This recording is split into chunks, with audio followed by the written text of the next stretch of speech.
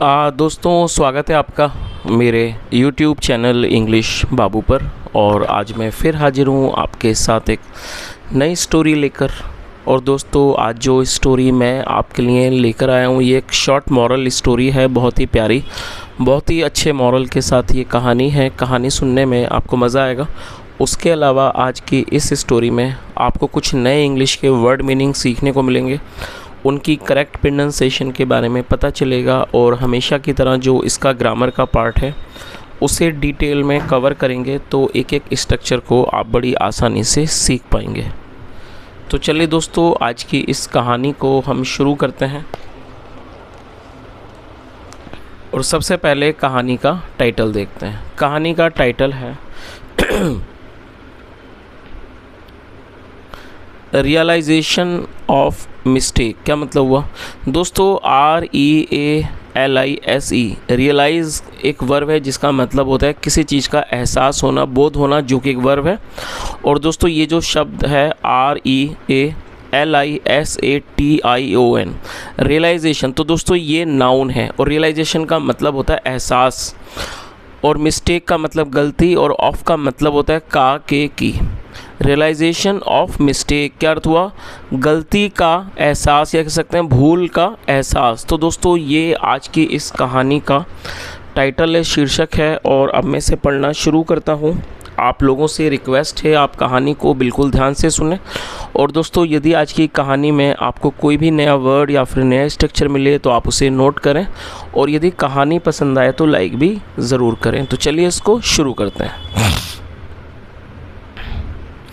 A deer was very upset because of his wife। क्या मतलब हुआ दोस्तों? ये जो वाक्य है ये एक सिंपल पास्ट का वाक्य है। सिंपल पास्ट का मतलब होता है जब हम पास्ट में कोई भी ऐसा वाक्य बनाते हैं जहाँ पर वॉज या फिर वर्ब का इस्तेमाल हेल्पिंग वर्ब के रूप में किया जाता है, साथ में नाउन या फिर एडजेक्टिव को लेकर वाक्य बनाते हैं। और दोस्तों जब हम सिंपल प्रेजेंट या सिंपल पास्ट में कोई भी वाक्य बनाएंगे तो वहाँ पर कभी भी वर्ब का प्रयोग नहीं किया जाता है, और इस तरह के जो वाक्य हैं उनको नो एक्शन सेंटेंस भी कहा जाता है। और दोस्तों UPSET अपसेट एडजेक्टिव है जिसका मतलब होता है किसी चीज़ से उदास होना, परेशान होना। तो क्या अर्थ हुआ? आ डियर मतलब हिरन, एक हिरन, वॉज वेरी अपसेट बहुत परेशान था, बहुत दुखी था, because of his wife, his मतलब अपनी पत्नी के कारण। तो पूरी लाइन का क्या अर्थ निकला? A deer was very upset because of his wife. एक हिरन अपनी पत्नी के कारण बहुत दुखी था, कह सकते हैं बहुत परेशान था। She always fought with him. दोस्तों ये जो वाक्य है ये पास्ट इंडेफिनिट का अफर्मेटिव वाक्य है, और जब हम पास्ट इंडेफिनिट में कोई भी अफर्मेटिव का वाक्य बनाते हैं तो हमें वहाँ वर्ब की सेकंड फॉर्म का यूज़ करना होता है। FIGHT फाइट का मतलब होता है लड़ना, लड़ाई करना, किसी से झगड़ा करना, और सेकंड फॉर्म है फॉट, FOUGHT फॉट। और दोस्तों यहाँ पर आप इस चीज़ को भी नोट कर लीजिए, जब आप फाइट वर्ड का इस्तेमाल करेंगे तब आपको एक कंजक्शन का यूज़ करना होगा। यदि ऑब्जेक्ट है तो यहाँ पर जो ऑब्जेक्ट है वो है हिम, तो यहाँ पर आपको इन दोनों के बीच में कंजक्शन लगाना होगा, और कंजक्शन के लिए आपको विद का यूज़ करना होगा। और यदि यहाँ पर ऑब्जेक्ट नहीं होगा तब आपको कंजक्शन नहीं लगाना है। तो इस लाइन का क्या अर्थ हुआ? She always fought with him, वह हमेशा उससे झगड़ा करती थी। One day the doe left her abode and went to the nearby jungle and started staying with another deer. क्या मतलब हुआ दोस्तों? ये बड़ा सेंटेंस था तो इसको मैं थोड़ा थोड़ा करके ट्रांसलेट करूँगा ताकि आप समझ सकें इसको आसानी से। और ये भी पास्ट इंडेफिनिट का ही अफर्मेटिव वाक्य है। और दोस्तों जब हम पास्ट इंडेफिनिट में कोई भी अफर्मेटिव का वाक्य बनाएंगे तो वहाँ सेकंड फॉर्म लगाई जाती है। और लीव का मतलब LEAVE, लीव को आप नोट कर लीजिए जो कि फर्स्ट फॉर्म है। लीव का मतलब होता है छोड़ना, कहीं को, किसी जगह को छोड़ना, कहीं को रवाना होना। तो यहाँ पर इसका मतलब है छोड़ना, और सेकंड फॉर्म है लेफ्ट, LEFT लेफ्ट। और दोस्तों DOE, इसको डो पढ़ेंगे। डो का मतलब होता है हिरणी, मतलब कि मादा हिरण को डो कहा जाता है। तो क्या अर्थ हुआ? वन डे एक दिन, द डो मतलब कि हिरणी, लेफ्ट छोड़ दिया, हर अबोर्ड, दोस्तों ABORDE, अबोर्ड को आप नोट कर लीजिए। अबोर्ड का मतलब होता है घर, निवास, आवास, उसे अबोर्ड कहा जाता है। तो क्या अर्थ हुआ कि एक दिन हिरणी ने अपना घर छोड़ दिया, एंड वेंट और चली गई, गो मतलब जाना, सेकंड फॉर्म वेंट चली गई, टू द नियर बाई जंगल नज़दीकी जंगल में चली गई, एंड स्टार्टेड स्टेइंग और रहने लगी, विद अनादर डियर एक दूसरे हिरण के साथ। और दोस्तों यहाँ मैं थोड़ा सा इसको एक्सप्लेन कर देता हूँ, स्टार्टेड के साथ फोर्थ फॉर्म है। तो जब हम कोई ऐसा वाक्य बनाएंगे जहाँ वाक्य में लगा लगी के बाद कोई क्रिया आएगी, जैसे वह आने लगा, वह जाने लगा, वे लोग खेलने लगे, तो ऐसे स्थानों पर स्टार्टेड के साथ फोर्थ फॉर्म का यूज़ किया जाता है। तो अब इस पूरी लाइन का क्या अर्थ निकला कि one day the doe left her abode and went to the nearby jungle. एक दिन हिरणी ने अपना घर छोड़ दिया, अपने जो उसका आवास था, जो उसका घर था, उसको उसने छोड़ दिया, and went to the nearby jungle और वो नज़दीकी जंगल चली गई, एंड स्टार्टेड स्टेइंग और रहने लगी, विद अनादर डियर किसी और हिरण के साथ। चलिए आगे देखिए।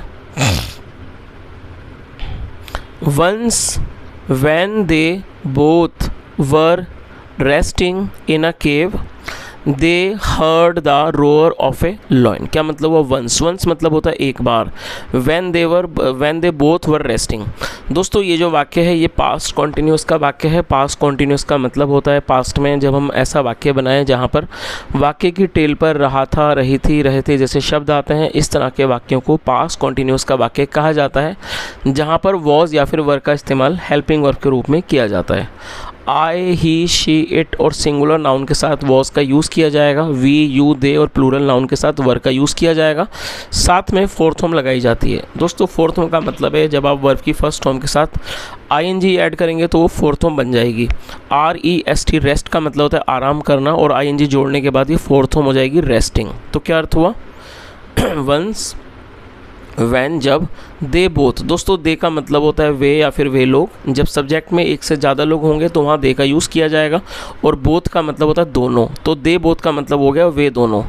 मतलब एक बार जब वे दोनों वर रेस्टिंग आराम कर रहे थे, इन अ केव, केव मतलब गुफा, एक गुफा में, दे हर्ड, और ये पास्ट का वाक्य है जहाँ सेकंड फॉर्म लगाई गई है पास्ट इंडेफिनिट का, HEAR, हियर मतलब सुनना, और ये सेकंड फॉर्म है हर्ड। तो आप चाहें तो इसे नोट कर लें।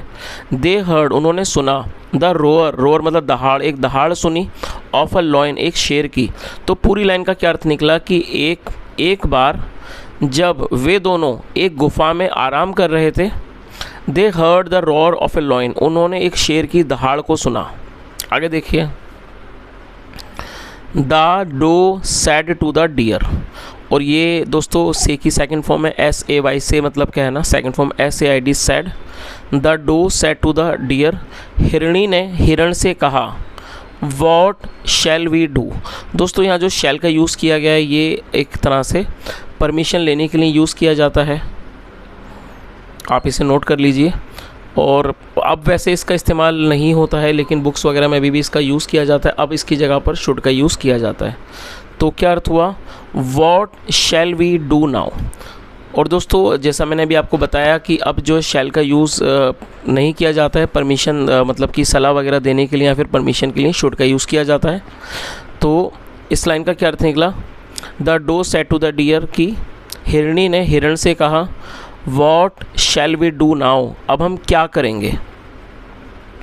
This lion will kill both of us. और दोस्तों ये जो वाक्य है ये फ्यूचर इंडेफिनिट का वाक्य है, और फ्यूचर इंडेफिनिट का मतलब होता है ऐसे वाक्य जहाँ पर हम कोई ऐसा वाक्य बनाएं जहाँ वाक्य की टेल पर गागे जी जैसे शब्द आएँ, जैसे वह आएगा, वह जाएगा, हम खेलेंगे। ऐसे स्थानों पर विल का इस्तेमाल हेल्पिंग वर्ब के रूप में किया जाता है, साथ में फर्स्ट फॉर्म लगाई जाती है। तो इस पूरी लाइन का क्या अर्थ हुआ? दिस लॉयन मतलब कि ये शेर, विल किल मार देगा, बोथ ऑफ अस हम दोनों को। तो पूरी लाइन का क्या अर्थ निकला कि हिरणी ने हिरन से कहा, what shall we do now, अब हम क्या करेंगे। This lion will kill both of us, ये शेर हम दोनों को मार देगा। I am going on my way. दोस्तों ये जो वाक्य है ये प्रेजेंट कॉन्टिन्यूस का वाक्य है। प्रेजेंट कॉन्टिन्यूस का मतलब होता है जब हम वर्तमान में कोई भी ऐसा वाक्य बनाएं जहां पर इज एम आर का यूज़ हेल्पिंग वर्ब के रूप में किया जाता है, और ऐसे स्थानों पर इज एम आर का यूज़ हेल्पिंग वर्ब के रूप में किया जाएगा, साथ में वर्ब की फोर्थ फॉर्म लगाई जाती है। तो क्या अर्थ हुआ? I am going on my way, मैं अपने रास्ते पर जा रहा हूँ। रिप्लाइड द डियर, डियर ने जवाब दिया। रिप्लाई मतलब जवाब देना और सेकंड फॉर्म है, तो क्या अर्थ हुआ कि हिरण ने जवाब दिया, मैं अपने रास्ते पर जा रहा हूँ। You take care of yourself, आप अपना ध्यान रखना। The doe was taken aback at this. दोस्तों टेकन अबैक का मतलब होता है किसी बात पर हक्का बक्का रह जाना, हैरान रह जाना। तो क्या अर्थ हुआ, और आप इस वर्ड को नोट कर लीजिए, taken aback. The doe was taken aback at this, जो हिरणी थी वो इस बात पर हक्की बक्की रह गई। She recalled how her husband had many a times saved her many times from crisis. क्या अर्थ हुआ, शी रिकॉल्ड। दोस्तों रिकॉल का अर्थ होता है किसी बात का याद आ जाना, और ये पास्ट इंडेफिनिट का वाक्य है तो सेकंड फॉर्म यहाँ पर लगाई गई है। शी रिकॉल्ड, उसे याद आया, हाउ कैसे, हर हस्बैंड उसके पति ने, हैड मैनी टाइम्स सेव्ड हर। दोस्तों इस वाक्य में हैड के साथ थर्ड फॉर्म का यूज़ किया गया है, तो ये पास्ट परफेक्ट का वाक्य है। पास्ट परफेक्ट मतलब पास्ट में किसी क्रिया का पूरा होना पाए जाना, जहाँ हैड के साथ थर्ड फॉर्म लगाई जाती है। तो पूरी लाइन का क्या अर्थ निकला कि शी रिकॉल्ड, उसे याद आया, हाउ कैसे, her husband had many times saved her, कि कैसे उसके पति ने उसे कई बार बचाया था, फ्रॉम क्राइसिस, संकटों से, परेशानियों से। क्राइसिस का मतलब था कोई संकट, विपदा, परेशानी। तो पूरी लाइन का क्या अर्थ हुआ कि उसको याद आया कि कैसे कई बार उसके पति ने उसे समस्याओं से, विपदाओं से बचाया था। She fled from the back of the cave. दोस्तों आप इसे भी नोट कर लीजिए, ये भी पास्ट का ही वाक्य है जहाँ सेकंड फॉर्म लगाई जाती है। FLEE, फ्ली का मतलब होता है भाग जाना, और सेकंड फॉर्म है फ्लैड। आप इसे ज़रूर नोट कर लीजिए, अच्छा वर्ड है FLED। शी फ्लैड, वह भाग गई, from the back of the cave. क्या अर्थ हुआ, from the back of the cave मतलब क्या हुआ कि वह गुफा के पीछे से भाग गई। एंड सून, और जल्दी ही, रीच्ड हर डियर, और वो जल्दी ही अपने हिरण के पास पहुंच गई। रीच मतलब होता है पहुंचना, सेकंड फॉर्म रीच। तो पूरी लाइन का क्या अर्थ निकला कि वह गुफा के पिछले मतलब कि पीछे से भाग गई और जल्दी ही वो अपने हिरण के पास पहुंच गई।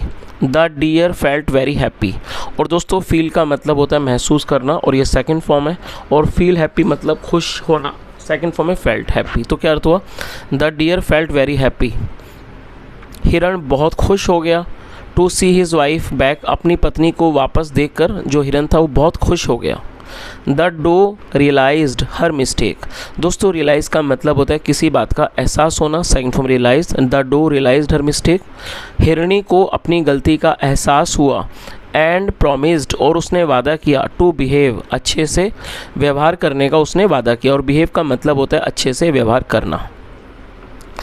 तो दोस्तों ये आज की एक छोटी सी कहानी थी अच्छे से मॉरल के साथ, और इस कहानी का यदि मॉरल देखें तो आजकल के समय के अनुसार इसका मॉरल बहुत अच्छा है। जैसा हमने देखा कि जो हिरण की पत्नी थी वो अपने पति से लड़ाई करती रहती थी, और वो एक दिन चली गई, लेकिन जब उसने देखा कि जिस हिरण के साथ वो गई है तो उसने उसे संकट में नहीं बचाया, तब उसे अपने पुराने पति की याद आई कि किस तरह से उसके पति ने उसको हमेशा हर संकट से बचाया था, और फिर वो अपने पति के पास वापस चली गई। तो दोस्तों इस कहानी से कहीं ना कहीं हमें यही मॉरल मिलता है कि जो रिश्ते हैं हमें उनकी कदर करनी चाहिए, हमें लोगों की और जो रिश्ते हैं उनकी कदर हमेशा ही करनी चाहिए।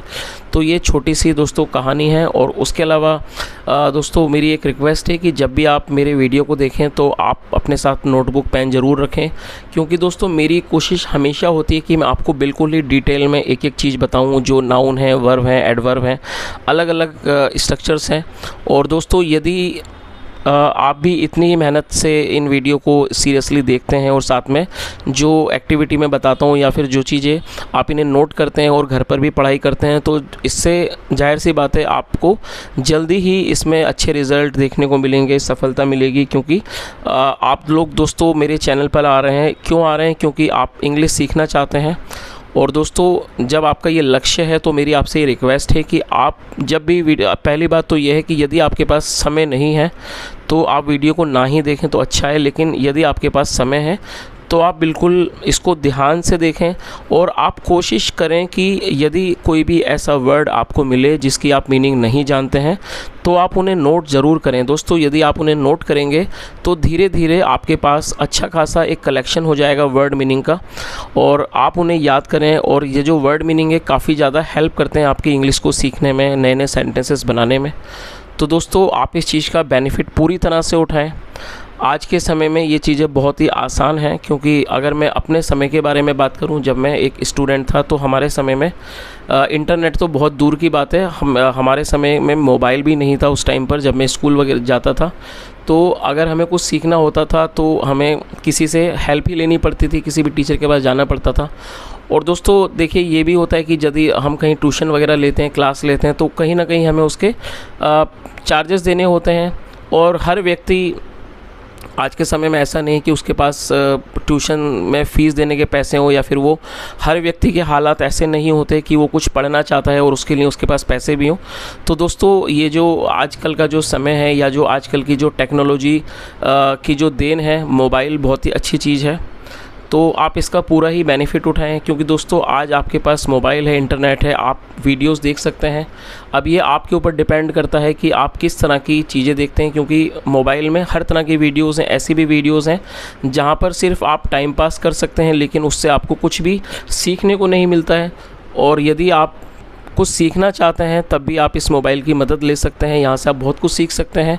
और जैसा मान लीजिए आप इस वीडियो को देख रहे हैं तो आप कहीं ना कहीं इंग्लिश सीख सकते हैं, आपको यहाँ पर कुछ पे भी नहीं करना पड़ता है। और सिर्फ इस चैनल नहीं, ऐसे बहुत सारे चैनल हैं यूट्यूब पर जहाँ पर आप उन चैनल को देख सकते हैं, आपको कुछ भी पे नहीं करना पड़ता। ऑलरेडी मोबाइल आपके पास है, इंटरनेट है। तो दोस्तों ये बहुत एक कह सकते हैं जो टेक्नोलॉजी का बहुत बड़ा बेनिफिट है, जो आज के समय में जो विद्यार्थी हैं, स्टूडेंट्स हैं, उनको ये मिल रहा है, क्योंकि हमारे समय में ये चीज़ें नहीं थी। तो आपके पास ये मौका है कि आप बिना पैसे खर्च किए भी आप एक तरह से ज्ञान को हासिल कर सकते हैं, ज्ञान प्राप्त कर सकते हैं। तो ये बहुत अच्छी चीज़ है, तो आप इसका ज़रूर फ़ायदा उठाएं। और जैसा मैंने आपको बताया दोस्तों, जब भी आप मेरे वीडियो को देखें तो आप कोशिश करें कि आप अपने पास एक पेन, एक कागज़ रखें, ताकि अगर आप कोई नया वर्ड को नोट करना चाहें आप उसे नोट कर सकें, स्ट्रक्चर को लिख सकें। और उसके अलावा दोस्तों आप मेहनत से आप पढ़ाई करते रहिए, अच्छे से इंग्लिश सीखिए, प्रैक्टिस करिए। और मेरी आपसे एक और रिक्वेस्ट है, आपका कोई भी सुझाव हो तो कमेंट में मुझे ज़रूर बताएं। यहाँ तक सुनने के लिए thank you so much. Have a nice day and bye.